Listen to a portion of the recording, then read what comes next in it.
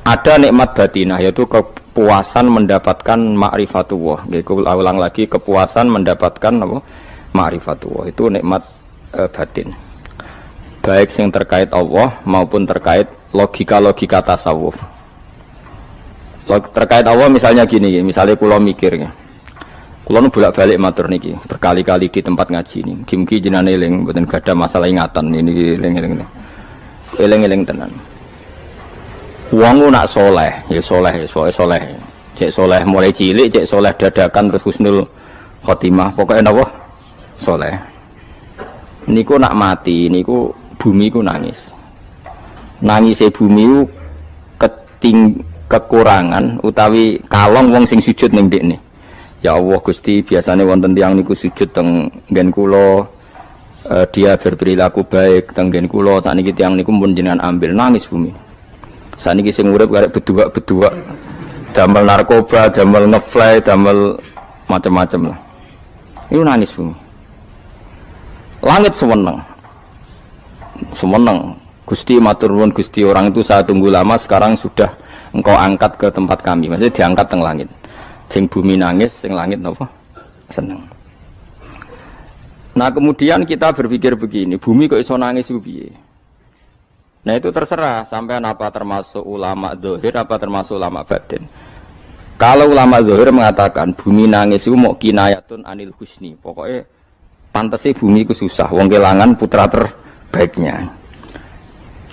Tapi nak cara ulama-ulama hakikat yang mengenali sekali betapa kudrahnya Allah, betapa kudrahnya Allah itu tidak terbatas. Itu yang meyakini bumi nangis itu nangis tenan. Misalnya ngaten kula tak terangno malih ya. Kowe bayangno dadi Nabi Adam, ngrungokno kowe. Kowe bayangno dadi Nabi Adam. Nabi Adam tenan maksudnya. Terus Nabi Adam orang pertama dia tahu betul kalau dia dicipta dari bumi. Dan dia pula tahu betul, beliau tahu kalau dia bisa ngomong, bisa mikir, bisa macam-macam. Terus indukannya beliau itu bumi. Mesti pikiran Nabi Adam, jangan-jangan bumi ini juga bisa berpikir kayak saya. Ini kan materi saya, karena saya dari bumi ini bisa ngomong, bisa melihat macam-macam. Terus bedanya apa manusa mbek napa? Umpama kowe dadi nabi napa? Adam. Orang yang dekat sekali, qoribu ahdin, dekat sekali dengan kesaksian kudrah Allah. Gini ku dekne roh nak materine kok bumi dan dia orang pertama yang urung lali kamane. Tapi ketika sudah ribuan orang, mungkin jutaan orang lali, seakan-akan bumi itu tidak jenis dari kita. Bumi adalah hal yang berbeda dengan kita. Kita manusia berakal, bumi itu benda mati. Terus kowe katut wong goblok-goblok, bumi itu benda mati. Sakjane ya rada kriminal wong Islam muni bumi itu benda mati. Enggak bisa berpikir, yang bisa berpikir hanya manusia. Itu kengawuran-kengawuran yang kita ciptakan sendiri, kita wariskan turun-temurun. Umpama kowe iku dadi ulama, ngomong ngono iku isin. Bumi kok nyekseni kowe sujud, banyu nyekseni mbok pangan, mbok ombe kanggo sujud. Semua itu bersaksi tentang kita. Lah nek sampean tanglet kula, cara melogika gimana? Begini, tak wari cara gampang-gampangan nggih. Tawarai tauhid sing kasyaf. Tauhid ini yang dawuh Sayyidina Ali lau kusifal khoto umastatu yakinan. Umpama somben tutup-tutup iku dibuka, akulah imanku ora tambah mbek pangeran. Karena tren dunia dan akhirat sama. Zaman ning dunia ya Allah ala kulli saing kodin, kok zaman ning akhirat ya Allah ala kulli saing. Cara Sayyidina Ali, somben aku wis mati lah imanku ora tambah, meskipun aku ora swarga neraka. Lah kena napa? Ndak padha wae, ning dunia ya pertunjukan kudratullah, ning akhirat ya pertunjukan kudratullah. Jadi pikirannya Sayyidina Ali seperti itu. Saya kan lahir misalnya tahun 1970. Berarti mulai Nabi Adam itu saya kan nggak ada. Ngerti-ngerti ada.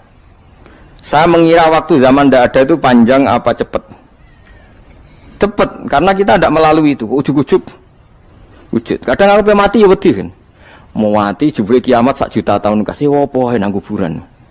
Masuk di Khalillah itu. Makanya aku ya ora roh, tak tinggal turu sakmono kan yo nglilir. Nang nglilir terus nang ndi terus. Apa mlaku-mlaku nang donya apa piye nak turu ya kok ngani ngoyo turu kok ribuan tahun lintas. Terus ya apa jajal? Sampeyan tak takoki, misale sampeyan ning kuburan iku apa?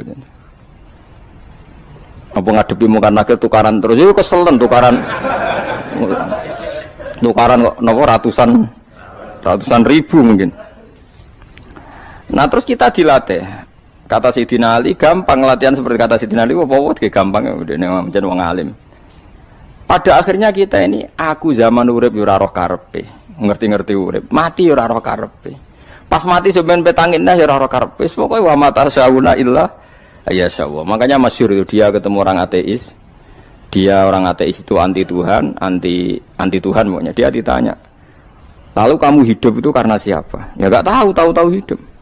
Lalu kamu mati yang menentukan siapa? Ya enggak tahu, kalau tahu mati. Ya berarti Anda enggak bisa menentukan diri kamu sendiri. Akhirnya dia taslim, ya ada yang menentukan. Lah ya ada yang menentukan itu dalam Islam disebut apa? Allah, disebut kalimatu haqqin alaiha nahya wa alaiha namut. Jadi kalau maknanya itu kalimat yang benar-benar nyata, yang karena kalimat itu pula kita mendapat kehidupan, yang karena kalimat itu pula kita mati, yang karena kalimat itu pula kita akan bangkit lagi. Itu yang makna hakikat. Tapi kalau makna syariat enggak begitu. Kalau makna syariat begini, dan ini benar juga. Mulane kowe nek dadi ulama, nggih ciri utama ulama itu jami'ul bayan. Dia kalau menjelaskan itu indah sekali dan orang pasti taslim. Sampeyan saya tak warai tenan. Sampeyan kan biasa wiridan la ilaha illallah kan biasa, mulai mimpin tahlil sampai kepeksa mergo do tahlil melok, sampai sing darani bid'ah akhirnya ya melok tanggane napa? Tahlil. Semoga wae. Kata Ibnul Qayyim Al-Jauziyah dalam kitab Zaidul Ma'ad. Kitab Zaidul Ma'ad itu kitab kesayangannya Sayyid Abdul Haddad. Sayyid Abdul Haddad itu pengarang kitab Zaidul Ma'ad. Padahal kitab ini dikarang oleh muridnya Ibnu Taimiyah. Abdul Haddad itu gak seneng Ibnu Taimiyah tapi seneng muridnya. Jadi di sini ulama ya demokratis. Gak seneng gurune tapi seneng. Saja nih Ibnu Taimiyah itu orang baik. Ya ulama top ya baik, ya waras top. Tapi ngerti-ngerti Wahabi itu identik dengan Ibnu Taimiyah. Akhirnya ulama ahli sunnah penyebut itu terus izin. Mulane kiai-kiai ra ono sing dalil kok Ibnu Taimiyah mergo dicap Wahabi. Padahal Ibnu Taimiyah wong alim. Di kitab-kitab kita termasuk Syekh Muhammad piyambak nanya Ibnu Taimiyah qala Syekhul Islam no qala. Tapi kan ini sudah milik Wahabi sehingga kita ini terus akhirnya gak gelem nyebut. Ya jadi kitab koyo dalil fastabiqul khairat iki apa par iki dadi dalil yo dhewe-dhewe. Wah parah tenan wong-wong. Dulu saya melihat orang enggak kunut itu ya biasa. Mergo saya sebagai wong alim ngerti iku madzhab Abu Hanifah. Saiki nek ora kunut Muhammadiyah. Kita ini sebetulnya ahlul ilmi enggak tahu kunut itu madzhabnya siapa kita. Itu madzhabnya Abu Hanifah, yang kunut madzhab Syafi'i. Tapi tahu-tahu iki madzhab NU, iki madzhab Muhammad. Mana ada orang-orang ini bisa punya madzhab? Ngalime sepiro nganti dadi no madzhab. Tapi wis dadi bahasa, wis dadi apa? Sekuwajo kabeh sene. Mas repot-repot. Tak warai iki. Sampeyan ben nglafadzno la ilaha illallah iku keren ya, keren tenan mboten keren-keren. Ngendikane Ibnu Qayyim Al-Jauziyah itu gini. Min asliha khuliqatil jannah wa min asliha khuliqatin nar. Terus wa min asliha khuliqatid dunya wa min asliha buisatir rasul wa min asliha qatalar rasul. Wah, itu terus sampai sekarang saya tak bedai. Surga itu kan digawe kelas VIP. VIP mewah. Terus jari rugane widadari dulu kan nak wingi sebut. Kira 70 ya? 70. Wahyu kabeh ora ono sing kriting, wahyu kabeh. Wahyu kabeh terus gak tahu delok wong liya kan. Kadang bojo kita wis elek jek delok. Oh iya, widadari sifatnya maksuratun fil khiyam. Jadi gak tahu keluyuran ning ndi. Wahyu kabeh. Lek surga yang semewah itu selek itu ya bagi mereka sing nglafatno atau yang menerima la ilaha illallah. Neraka sekarang dibikin sedalam itu. Jari Abu Hurairah neraka itu tes-tesane benda kamu jatuhkan ke neraka itu untuk santai ke bawah itu nunggu 70 tahun. Kila 70.000 tahun. Dikira HP yang membuat ceblok neraka itu ceblok itu ngenteni 70 tahun. Betapa dalamnya ngentekno bego piro ya bayang misalnya. Oh itu kontraktor mana saja tidak sanggup itu disuruh ngeduk kedalaman neraka. Iku ya mau kanggo wong sing menolak la ilaha illallah. Jadi kalimat ini luar biasa. Swarga digawe bagi yang nerima, neraka digawe ya untuk yang menolak. Ya kalimat sing kowe nak tahlilan turu iku lho. Iku kalimat sing nggo alasan Allah gawe swarga. Terus kalimat sing suwe-suwe sing lafadzno diarani bid'ah iku. Itu kalimat sesakral ini nasibnya akhir zaman itu entek. Gara-gara dilafadzno tahlilan tersangka jadi apa? Bidah. Dulu kalimat yang dipuja-puja penyebab surga dan neraka. Saiki kalimat itu tersangka. Mau perkara napa? Bidah. Wis aja melok-melok, kowe debat ya ora iso makili aku, sebarno iso. Kok kowe terusno dalan tok. Dah. Berarti la ilaha illallah itu kalimat yang surga dibikin karena itu, neraka dibikin ya karena itu. Kemudian Allah punya sunnah, lalu butuh pelatihan. Dikasihlah Allah gawe bumi. Piye-piye manusia butuh latihan, dibikinlah bumi. Gendene latihan ikrar la ilaha illallah dengan sadar, dibikinlah bumi, liyabluwakum terus dites. Wes digawe bumi, ana makanan, ana minuman, ana wong wayah, ana pegatan macam-macam, wong diutang sembulet macam-macam. Gue ngetes, eling la ilaha apa eling utangi, eling la ilaha apa eling kasuse, pokoknya dites. Karena nggak fair kalau Allah bikin itu kemudian nggak dites, dibikinlah darul imtihan. Dunia itu bahasa Arabnya darul imtihan, tempat tes-tesan. Imtihan mana apa? Tes, liyabluwakum, diuji. Wes diuji kita hidup. Artinya kita dihidupkannya pun oleh Allah demi tes-tesan la ilaha itu disebut kalimatu haqqin 'alaiha. Nah, ya sebenarnya kita hidup pun ini untuk dites. Pada akhirnya la ilaha illallah apa enggak? Paham ya? Terus dites. Allah itu juga secara hukum itu kan enggak fair, dites kok enggak punya pemandu. Dibikinlah rusul, diutuslah para rusul untuk pemandu. Tes itu kan butuh seru. Mak pemandu tok ora ono musuhe kan enggak seru. Dibikinlah setan. Sadane sebagian kita sudah setan tapi ini ben seru. Lho ndak setan kan minal jinnati wan nas, rumangsamu setan usopo. Baik setan minal jinnati wan nas. Jadi kena muni auzubillahi minasyaitonir rajim terjemahane berlindung Allah dari saya sendiri ya Allah itu. Lho itu kalau lama dulu biasa auzubillahi min syururi anfusina wa min sayyiati a'malina. Sebenarnya kita berlindung hanya dari setan yang jauh, iblis itu enggak. Ya setan diri kamu sendiri, min syururi anfusina, dari kejelekan diri kita. Ngomongnya do ujug, soalnya setan tuh makhluk gaib sing piye. Lah kowe iku sapa? Nganti kowe maksiat terus mergo akrab klop, roh mbek setan klop. Mulane terus maksiat. Dah. Allah ngutus pemandu yang ngecul setan ben fair. Napa? Fair. Jadi semua darul ibtila ini juga demi kalimat. Nah, makanya disebut kalimatu haqqin sing 'alaiha nahya. Kita hidup ya demi mendapatkan kalimat itu. Kita mati nanti ya demi kalimat itu, artinya mati ke neraka ya karena kalimat itu kita menolak atau mengabaikan. Masuk surga ya karena kalimat itu kita hormat, kita benar dalam memperlakukan kalimat itu. Berarti 'alaiha nahya wa 'alaiha nam. Terus wa 'alaiha nub'as karuan, kalau kamu termasuk minal aminin ya nub'as minas solihin, kalau minal kafirin ya nub'as minaz zalimin. Tapi semua desain dunia ini hanya demi kalimat la ilaha illallah Muhammadur Rasulullah.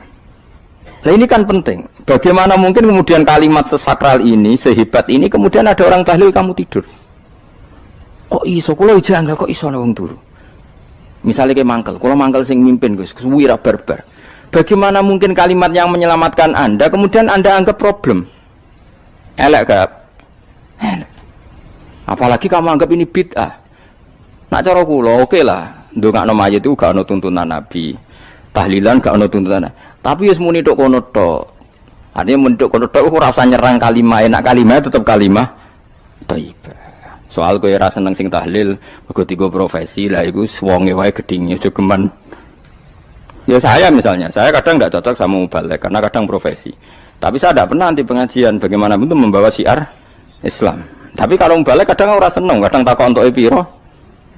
Bareng sangoni sithik, kok sumput mek transportasi ini. Lah ngono kok mbok senengi iku piye? Tapi kita terus gedeng keliru iku sing nggawa syiar Islam. Mana ada pengajian didengar orang banyak tanpa mubalek? Gak iso. Nduk iso melepukno barang-barang ra penting dadi penting iso. Lah cara guruku teng sareng, lha ngapain melepuk nganggo panggung barang perkara.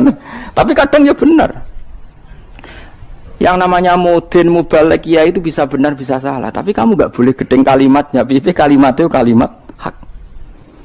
Nah, ini penting kalau utarakan. Sehingga zaman Nabi Sugeng ini rungokno tenan ngaji kula. Zaman Nabi Sugeng ada sahabat namanya itu Usamah bin Zaid. Ini sahabat kesayangannya Nabi, hibbu Rasulillah. Usama itu diutus Nabi perang. Ini dengerin nih, diutus perang. Pas perang itu si kafir tadi menggal temannya. Ada yang tangannya putus, kakinya putus. Wah, seorang kafir ini sudah luar biasa. Bacok sana, bacok sini. Ketika terdesak oleh pasukan Usama, kebetulan Usama ini cakap ya, sama beberapa temannya orang Ansor. Orang kafir yang sudah kotoa arjulana wa kotoa aidiana, dia pas terdesak bilang la ilaha illallah. Terus sama Usama tetap ditusuk, dibunuh karena dia berpikir ini qolaha muta'awwidzan, dia melafadzkan kalimat itu hanya berlindung dari pembunuhan. Setelah dilaporkan Nabi itu marah besar. Nabi ngendikan kaifa anta ya Usama bila ilaha illallah idza ja'at bika yaumal qiyamah. Kowe nek ditakoki la ilaha illallah ku piye? Piye-piye wis ngomong la ilaha illallah, tapi sampai ngomong ngoten sakwise ngethoki tangan kula, maksudnya tangan kula tangan kelompok saya, kaki saya. Nabi tetap jawab kaifa bila ilaha illallah idza ja'at bika yaumal qiyamah. Pokoknya Nabi menyoal terus. Sampai menjadi fatwa ijma'nya fuqaha, siapapun yang melafadzkan la ilaha illallah harus kita terima meskipun qolaha muta'awwidzan, meskipun saat melakukan hanya cara zahir berlindung dari kematian, sehingga kita terima. Orang kafir yang 80 tahun kafir melafadzkan la ilaha illallah 1 menit menjadi mukmin. Sampai ada ayat kulil ladzina kafaru iyantahu yufar lahum ma qad salaf. Ini kalimat yang sakral, bahkan kafir yang 80 tahun saja menjadi mukmin hanya karena melafadzkan la ilaha illallah. Mulane yang ngaji saya, yang seneng saya, jangan pernah kamu mengatakan ada bid'ah yang orang bisa jadi kafir. Bagaimana mungkin orang mukmin yang ke kuburan dan melafadzkan la ilaha illallah kamu katakan kafir?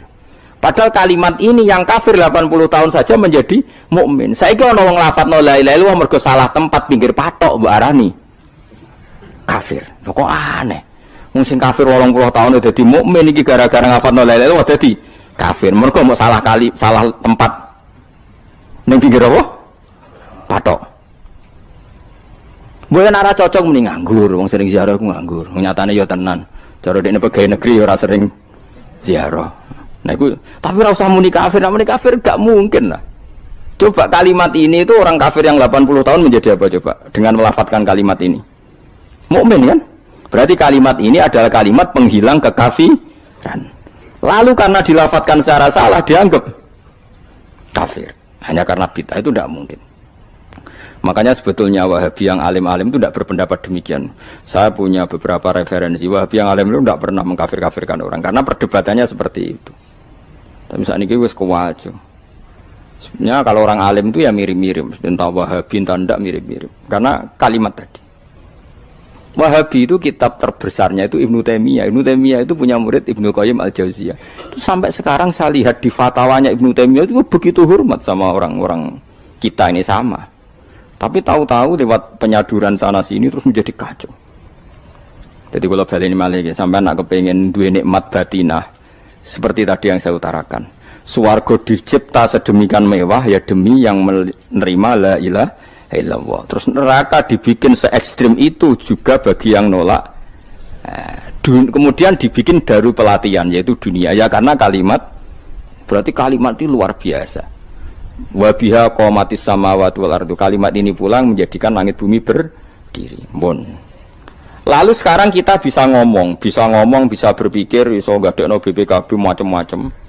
Itu karena kita sendiri apa karena kudratullah? Saya tanya. Karena kudratullah. Kalau karena kudratullah, apa susahnya Allah bikin kemampuan tanah ini nangis, tanah ini susah. Wong podo-podo kowe iso nangis, iso mikir ya mergo kudratullah, ndak karena kamu. Harusnya ya sama, bumi-bumi ini bisa menangis juga karena kudratullah. Makanya bumi ini menangis ketika enggak ada orang yang sujud. Iku ya mungkin. Wong zaman kowe iso nangis ya krana kudratullah, mestine bumi yang kamu katakan benda mati, hakikatnya dengan kudratullah juga sama dengan kita. Mulane tenggene kitab Al-Husunul Hamidiyah, kula ngrasa utang tenan mbek kitab niku. Dulu saya ngaji 2 tahun kitab Al-Husun. Kitabnya kecil tapi saya ngaji itu 2 tahun. Berkali-kali saya ulang. Itu beliau cerita gini. Dia yang ngarang itu orang alim, kebetulan dia orang India. Memang kelebihannya kitab dikarang orang Arab itu luweh bulet. Wong Arab kan semuanya Islam, karangannya itu standar. Ini dikarang orang India. Di Tonggo Blodor, di masjidnya, dikarang ulama yang masyarakatnya itu udah karu-karuan. Beliau cerita itu gini, manusia itu punya satu kebodohan, di mana kebodohan itu disebabkan oleh robtul asbab al-adiyah, mengkaitkan sebab sing biasa-biasa. Misalnya gini, sama saya kita omongi, misalnya ada orang bilang gini, batu ini nanti itu menjadi ayam. Orang bilang mukhal apa enggak? Enggak, jawab saja. Mukhal. Kenapa bilang mukhal? Karena dikira enggak bisa kan? Enggak, jawab saja. Jawab satu-satu. Batu ini menjadi ayam. Kamu jawab mukhal. Alasannya apa? Alasannya enggak mungkin terjadi apa kamu enggak bisa? Sebetulnya karena kamu enggak bisa. Udah. Lau ukhbiro dzakar rajul. Andai kan orang itu kamu kasih tahu, klungsu ini biji asem itu, biji pohon asem itu. Nanti yang kecil ini suatu saat besar. Setelah besar buahnya banyak, tambah besar, tambah besar. Terus orang bilang mungkin. Ketika bilang mungkin itu karena dia bisa apa hanya karena menyaksikan berkali-kali ada kejadian nak klungsu ditandur, iku iso dadi gede. Coba sama jawab. Karena dia bisa apa karena hanya menyaksikan itu sering terjadi? Hanya misalnya. Artinya zaman dia mengatakan mungkin itu pun tidak memberi kontribusi ikut buat. Ya enggak? Tetap bergantung kudrahnya Allah. Dia hanya bilang mungkin karena sering melihat. Sebenarnya dia enggak sama sekali memberi kontribusi. Lha darani mungkin ya ora urun. Paham ya? Lalu kenapa dia kecangkeman terus muni wong wis mati dadi lemah gak mungkin dadi manusa meneh. Lho zaman dadi manusa sing wis ngene iki kok mani dekne lara melok gawe. Terus muni mungkin mergo sering terjadi, sering roh, sering bersaksi. Berarti sebetulnya manusia itu pakai ukuran dia mampu tidak mampu apa pakai ukuran bersaksi melihat. Bersaksi. Nah ini kan problem kita sebagai manusia itu problem. Mulane disebut wa kanal insanu zaluman jahula wis goblok aja-aja. Mergo manusia itu nak wis goblok aja-aja. Makanya saya kemarin diminta ngisi di pondok kajen. Kalau sampeyan berdebat sama orang ateis atau orang komunis itu gampang saja. Dilatih begini seperti teorinya Quran. Ya nanti saya teruskan ini tak ulang lagi ya. Saya ulang lagi ya. Andai kan nggak pernah terjadi telur itu jadi ayam, nggak pernah terjadi sama sekali. Telur itu jadi ayam. Terus kamu mengasih tahu orang tadi, telur ini loh nanti jadi hewan yang hidup terus terbang. Mesti dia bilang muhal, mau benda mati kok nanti jadi benda hidup yang terbang ngalor ngidul. Berhubung sering terjadi dan dia pun tidak ikut bikin, bilang mungkin. Paham ya? Saya ulang lagi ya. Berarti dia bilang mungkin karena sering apa? Terjadi dan dia lihat. Andai kan pertama kali nggak ada telur sama sekali yang jadi ayam, terus pengalaman pertama di dunia belum pernah terjadi.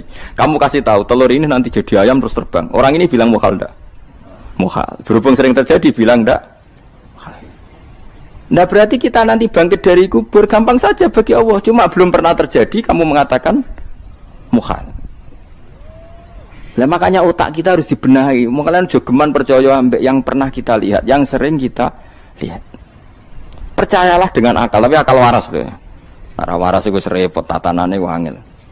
Makanya Islam itu melatih. Kul falillahil hujjatul balighah. Misalnya begini ya, dulu kalau Gerwani atau PKI atau siapa saja lah, itu kalau melatih anak-anak TK, makanya seorang ulama harus punya kecakapan penjelasan ibanatul ahkam.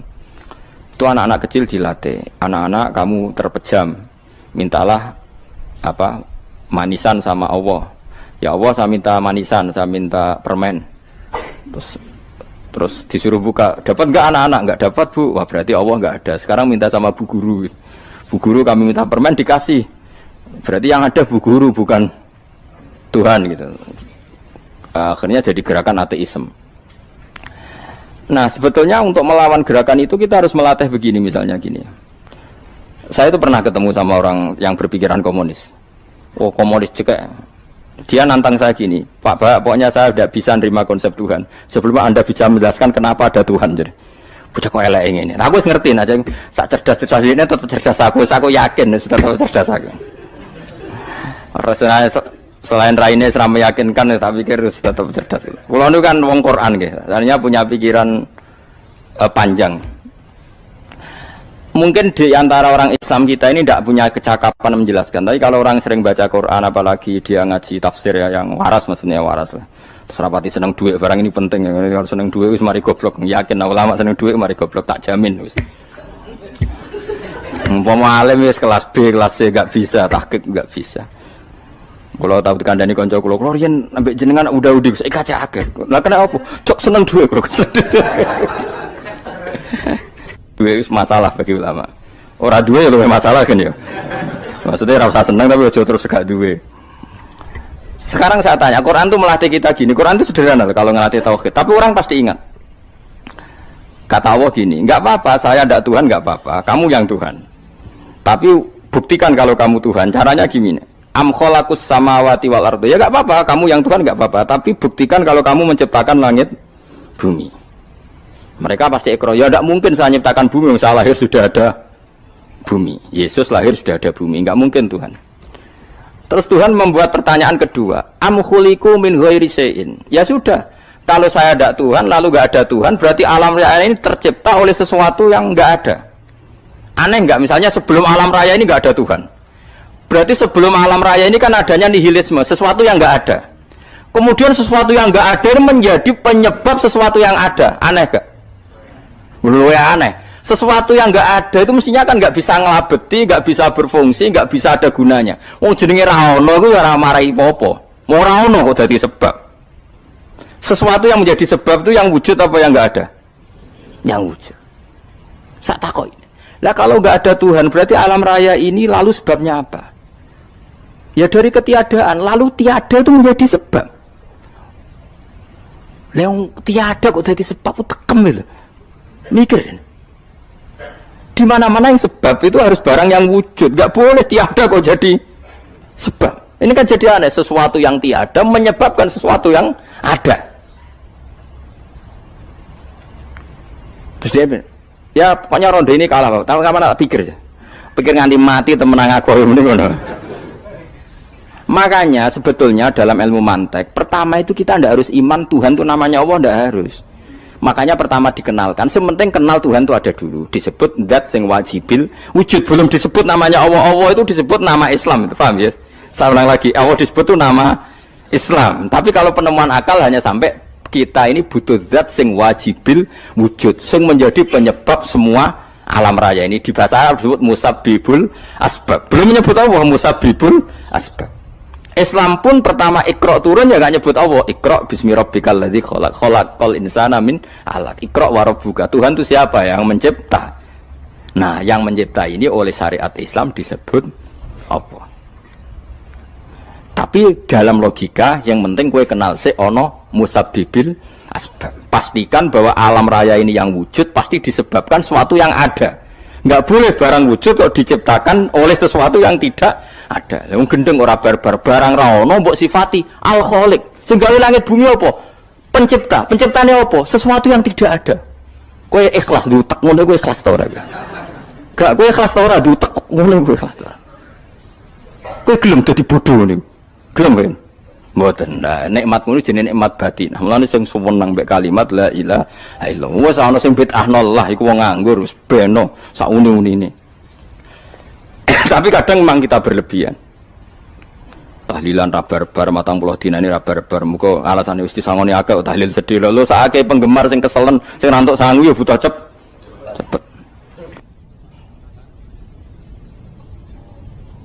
Lane cara kula niki penting kula utara nggih. Kowe nek ora cocok tahlilan 40 dina wis ngomong ae kira cocok model harinya. Tapi ki aja menolak kalimat la ilaha illallah iku disifati Kanjeng Nabi kalimat thayyibat. Wong Nabi nyifati thayyibah, kalimat yang suci kok nyifati bid. Soal kira cocok wong sebut. Misalnya kamu bilang saja wong mati wis sangu amale lha apa didongakno barang. Nek kowe pengen ndonga ora usah ndonga. Wis ora usah biasa wae. Kula lah mbok dongakno ya ora seneng. Gak meyakinkan. Karo dene mlebu swarga butuh dongamu ora ono swarga fadhole pangeran apa mbok dongano barang. Ya tapi kowe donga aku ya seneng. Senenge ya semau lah timbang nyanyi-nyanyi rame-rame sadok donga. Mbok mandi mbok ora pokoke donga. Saya ulang lagi ya. Makanya Quran itu melatih logika sampai seperti itu. Am khalaqus samawati wal ard bal la yuqinun. Sampai terus diulang-ulang. Am khuliqu min ghairi syai'in. Kalau mereka merasa Tuhan enggak apa-apa, tapi buktikan mereka ini wujud sendiri tanpa sebab. Atau begini, kalau mereka tidak tahu sebab pencipta langit bumi, mereka sendiri suruh yakin kalau mereka adalah penciptanya. Amhumul khaliqun, nggak apa-apa. Ya tapi masih Abu Jahal gendeng lah, masih Abu Lahab ngawur lah, nak takoki, ya wes pangeran kowe sing gawe langit bumi. Penggemarnya saja pasti tertawa. Masa Abu Lahab darani pencipta langit bumi, wong lahir ning bumi. Tapi Quran oleh nggo jawab, am khalaqus samawati wal ardo. Apakah mereka menciptakan langit bumi? Bala yuqinu, mereka pun tidak pernah yakin. Jadi itu pangeran. Makanya di mana-mana orang alim itu suka debat. Karena pangeran sendiri kalau menjelaskan kebenaran seringnya juga nantang debat. Kata Allah, "Qul ara'aytum ma tad'una min dunillah aruni madza khalaqu minal ardi am lahum syirkun fis samawat." Enggak apa-apa mereka Tuhan kata Allah, tapi buktikan zaman langit diciptakan mereka memberi kontribusi apa? Apa urun bego, apa urun cagak, apa piye lah pas aku gawe langit iku dekne urun apa jare am lahum syirkun fis samawat. Misale urun apa lah? Urun tol, urun apa lah. Itu pangeran. Mereka kan pasti menjawab enggak. Terus itu nih bi kita biming qobliyada. Kalau kamu enggak percaya Quran sebagai kitab, enggak apa-apa, tapi buktikan kamu punya kitab tandingan. Enggak, mereka enggak punya juga. Atau gini, enggak usah Quran, enggak sakralan. Au atharatim min ilmin, atau kajian ilmiah yang membuktikan bahwa Yesus itu Tuhan, atau yang membuktikan bahwa berhala itu Tuhan. In kuntum shodiqin, enggak apa-apa kalau kamu benar, buktikan. Nah itu makanya semua nabi itu punya kecerdasan, karena tadi nabi kadung nantang itu nih bi kita biming qabli hada au atharatim min ilmin in kuntum shodiqin. Tapi sekarang orang alim soleh itu jarang. Yang ngono anggar wong soleh rapati ngalim, anggar sing alim biasanya rapati soleh. Lah kula itu masuk rontok-rontok ya rontok soleh ya rontok, tapi lumayan masih menjaga hujjatullah tadi. Sebab itu ulama dulu mengajarkan Allah itu siapa? Disifati zat sing wajibil wujud. Karena alam ini kadung ada. Kalau alam ini kadung ada, pasti penyebabnya sesuatu yang wujud. Tapi kalau wujudnya mungkin, bahaya. Wong sing gawe wae wujude terima mungkin, bisa wujud, bisa tidak. Makanya dipermanenkan yang gawe alam ini zat sing wajibil wujud. Sing wujudnya wajib. Wajib itu enggak bisa enggak, pasti wujud. Nah terus kita kenal itu namanya khaliq, itu musabbibil asbab, itu khaliqul asya. Lalu oleh Islam zat yang demikian itu disebut Allah. Terus jadi la ilaha illallah. Nah orang yang bertauhid gini tentu punya kenikmatan batin yang luar biasa. Sehingga saya bayangkan nanti mati yang ngono biasa wae kan. Gusti zaman kula teng donya ora melok ngatur oksigen, ngatur nyawa, apa mati ndak ra ngoten. Mulai jare Siti Ali, jenengan jenengan nak mati tambah pinter apa biasa? Ya biasa wae. Ning bumi yo ndelok kudrohe Allah, kok ning akhirat ndak ra padha wae ndelok kudrohe Allah. Mulane beliau masyhur guyonan beliau, lau kusifal ghata mastatu yakinan. So ben aku nek mukasafah ning akhirat imanku yo ora tambah, ya biasa wae, standar-standar wae. Maksudnya kue ning dunya ujung-ujungnya paling pokok ya menyaksikan kudratullah, so ben ning akhirat ujung-ujungnya paling pokok ya delok kudratullah. Ning dunya saiki Allah ya matlubi sing kita cari, so ben ning akhirat ya Allah lupi. Paham ya? Artinya hukum dunia dan akhirat itu sama. Kita di dunia golek ridhanya Allah, di akhirat ya golek apa? Ridhanya Allah. Lah soal kecil itu, tapi di akhirat kan masalah, Gus pun rokok masalah, diutang ditagih yo masalah, kere suwi yo masalah. Ya biasa jenenge makhluk anane masalah. Sing ora oleh di masalah pangeran. Pangeran duwe masalah. Biasa wae. Lah makanya kula suwun nggih aja geman gedeng ulama. BP ulama iku sing iso nerangno. Mulane ngendikane ulama-ulama iku kemampuan Quran wal kitabil mubin, kitab sing mampu memberi penjelasan iku sing iso maris iku ulama. Coba zaman semenjak ngaji saya inilah contoh paling gampang. Sampeyan ngafalno la ilaha illallah itu kan kelihatan biasa. Biasa ambek ngantuk, kadang gremeng sing mimpin tahlil macam-macam lah. Pemene nak ora barbar macam-macam. Oke lah itu kamu gedeng manusianya enggak apa-apa. Kadang memang kalau tenan. Memang kalau tenan dekne wong sering kula takon, kula nak kiai lah, sering jejer kiai. Ku iso tahlil kan kula wani kok, iso tahlil sangone akeh kok sungkan nak cepet. Kowe goblok kemlen seneng sing iso bulbet nek mangkel wong sak menambane sing kesusu. Tapi nak sing mimpin kula tetep cepet. Sing udang lah masuk sangone akeh tetep. Aku tetep cepet. Kok boten nami tetep mandiin aku. Aku nak suwi malah ra mandi ya. Jadi di daerah saya itu ada mitos. Sampeyan ngerti Istanbul, Quran kecil itu, sing jarine jimat itu. Tapi jarine saiki diproduk teng Kudus kathah 20.000 regane. Jadi di Kliwon itu regane pinten? Selawewu digawe koyo kuno no kan. Tapi mau selawewu ora sing asli. Nah itu sebetulnya yang asli itu hanya 5 atau 9 itu sing gawe niku jenenge Ki Sarbini yang terkenal jadul. Itu sing asli. Ya tapi anggere wong yang klaim asli ya karek maklare lah. Tapi jelas itu dicetak masal teng Kudus selawewu. Pasar Kliwon teng kathah lah teng pundi-pundi kathah. Oh. Wong kanca kula dagangan Istanbul nak kulak sak-sak.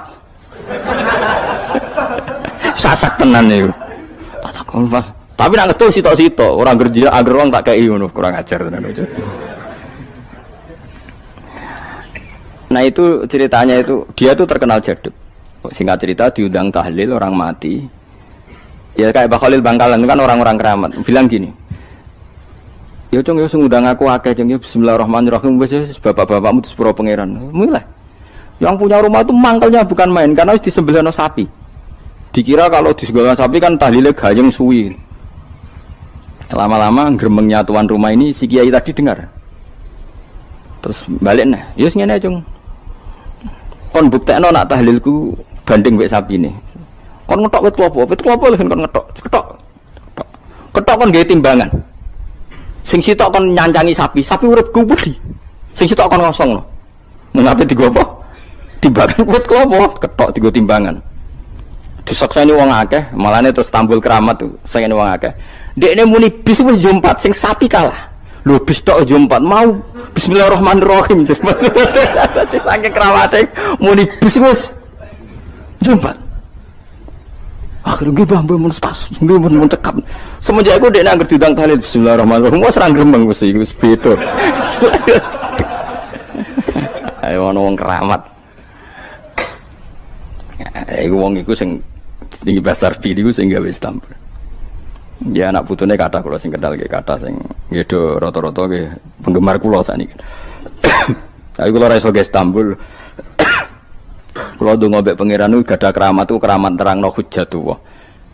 Yaitu tadi logikanya Quran. Makanya sebetulnya Quran itu pertama ngajarkan kita, enggak apa-apa mereka ngaku Tuhan. Tapi kita cek apa mereka menciptakan langit bumi. Ketika ditanya mereka bilang enggak juga. Ya sudah berarti kita ada ini tanpa sebab. Am khuliqu min ghairi syai'in, kita diciptakan tanpa sebab. Aneh juga secara akal kan, masa kita yang ada disebabkan oleh sesuatu yang tidak ada. Akhirnya kita temukan penyebab itu bernama musabbibil asbab atau wajibil wujud. Lah yang itu oleh Islam disebut Allah.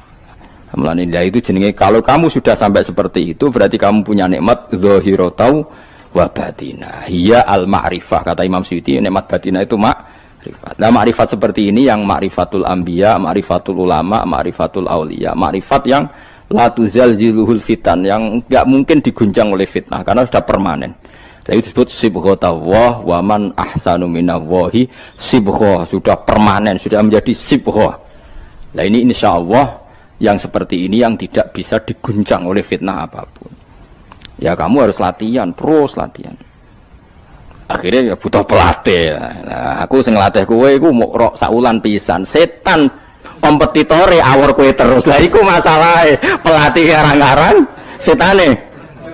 Nah, iku ora roh, nah iku sekolah ra melo-melo nah niku. Karena dunia ben seru kan mesti ana pelatih, ana pengganggu. Lah pelatih saulan pisan penggangune aja. Tapi sekali yakin inna kaidas syaitani kana napa dhaifa. Sekali yakin wae anggere ja'al haqqu wa zaqal batil. Wis masuk awar bedino piye barang batil tetep zaqal haqq napa ja'al haqqu wa zaqal batil. Wis yakin ainul yakin. Mane kok kandhani setan. Wis ki awar aku telus gak ngarah bisa ngalahno barang hak. Kandhani ngono. Kok setan wis ra ngantus. Ya kok setan napa kandhani. Jadi sebetulnya ini pentingnya ulama. Jadi jangan kira tradisi ulama itu kayak dibayangkan para peneliti. Peneliti rata-rata orang kampus. Kadang-kadang penelitinya ndak ulama. Raro rasanya jadi ulama. Sebenarnya kalau di kalangan ulama biasa. Misalnya Said Abdul Haddad itu termasuk Qutbul Irsyad. Beliau biasa saja baca kitab Ibnul Qayyim. Padahal muridnya Ibnu Taimiyah. Dulu ulama itu ya biasa saja. Saya ya berkali-kali tidak kunut, tapi bukan karena apa-apa. Ya Abu Hanifah ya nggak kunut, ya biasa saja. Mertua mbahnya istri saya itu, keluarga sebelah kiri itu kalau sholat kunut terus sampai kabundut. Ya biasa saja ada mazhabnya. Karena kunut nazilah itu karena ada masalah. Zaman akhir masalah. Makanya beliau kunut. Terus enggak apa-apa, itu ya enggak masalah. Yang masalah aku ilmune kurang terus kecangkeman niku masalah.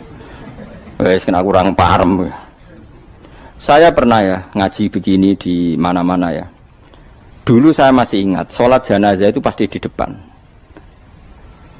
Terus kita, sama lihat nanti di kitab Mahali, kenapa sholat jenazah harus di depan? Ya karena memang mulai dulu yang namanya sholat jenazah itu di depan, mayitnya di depan. Tapi mulai dulu zaman Imam Nawawi yang terkenal yang ngarang kitab Majmu', ngarang Minhajul Thalibin itu bilang, sebetulnya ada kaul yang mengatakan jenazah itu boleh di belakang. Piye-piye gak imam. Kok wajib kok ngarep bangun imam tapi. Masuk akal ora? Masuk akal, tapi aja praktek. Ya mau kowe ngomong masuk akal, tapi masuk akal ora imam kok wajib kok ngarep. Coba alasannya apa? Kok iso wajib udah kok ngarep ora? Nah, sekarang terbukti di Arab Saudi. Di Arab Saudi era dulu itu setiap jenazah itu kalau sholat diletakkan di depan, dekat Ka'bah. Singkat cerita tahun 84 atau berapa, ternyata itu senjata laras panjang. Jadi senjata laras panjang dibungkus pura-pura apa? Jenazah. Setelah di depan ternyata senjata, terus dipakai pembantian. Tapi ya akhirnya enggak banyak korbannya, memang dilindungi Allah. Semenjak itu trauma. Sekarang itu sampean kalau sekarang haji atau umroh kan tiap ba'dal maktubah kan dari sholat jenazah, itu jenazahnya di kamar jenazah, enggak di depan. Artinya kan di belakang musolli apa? Di belakang yang sholat. Nah ini alhamdulillah itu zaman Imam Nawawi termasuk sudah mendiskusikan itu. Ada kemungkinan yang kita sholat itu di belakang kita. Nah, kalau di Arab Saudi semuanya dipaksa di depan, wong kaji rasido kaji. Semati wakil mendak kok ngarep. Gak sido tawaf wong. Kebeken jenazah. Lah Indonesia tok nak kaji mati piro saja. Kabeh ditakok ngarep. Ini pentingnya ulama. Dulu biasa ulama meskipun kita di Indonesia ora perlu marah tekno ngono, kita taqabbal wa minna minkum taqabbal. Loh, karena saya pernah ngalami di kampung saya itu kan biasa kalau mayat itu kan ndase enggak lor, sikile ning kidul. Madhep kiblat. Mbaknya gitulah orang madhep kiblat, pokoknya sirahe ning lor, sikile nang kidul. Oh itu sudah berpuluh-puluh tahun, mungkin ratusan tahun sudah. Kemudian lala itu ada kejadian satu tamu itu berkeyakinan sirahe ning kidul. Di sini kan ada madzhab sebagian sirahe ning kidul, sikile ning lor. Kebetulan tamu itu keluargane. Akhirnya walhasil yuk mindah, yuk muter. Lah tonggo-tonggo kan mudine barang rawani. Serawani. Terus takok aku, Gus ini cara jenengan sepundi. Ya nanti tiba-tiba kon muter dhewe. Wong ini nekat ngamuk, wis ngamuk. Sesuai jare wong-wong. Ya pokoke keputusan tertinggi ning Gus Bak dawuhe piye jare mudine. Tak omongi ngene wae. Kula niku sinau fikih wis suwe, cek ndas ning lor, cek ning kidul. Mayit ning guri wae kula roh kaule, pemene sampean puter mun puter.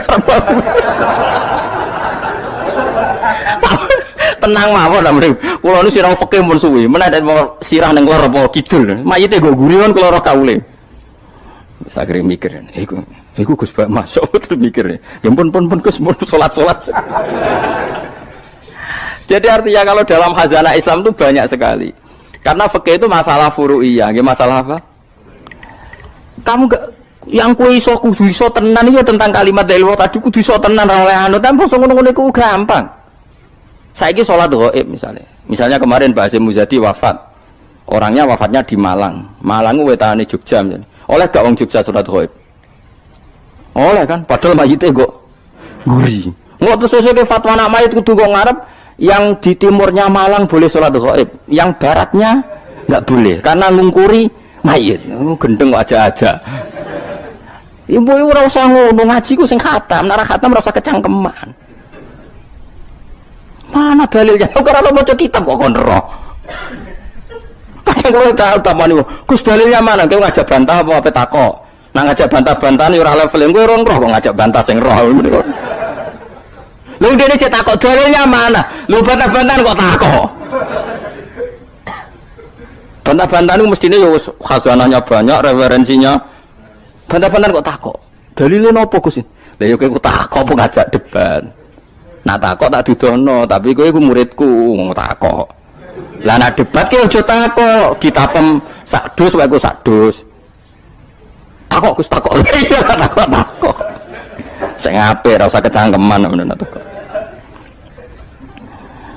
Jadi kalau seperti itu gampang kalau Furya tadi logikanya kan jenazah itu ndak imam. Kenapa sih wajib di depan wong ndak imam? Sehingga alasan di depan karena mulai dulu ulama kalau nggak ada kondisi yang luar biasa ya umumnya di depan ya kita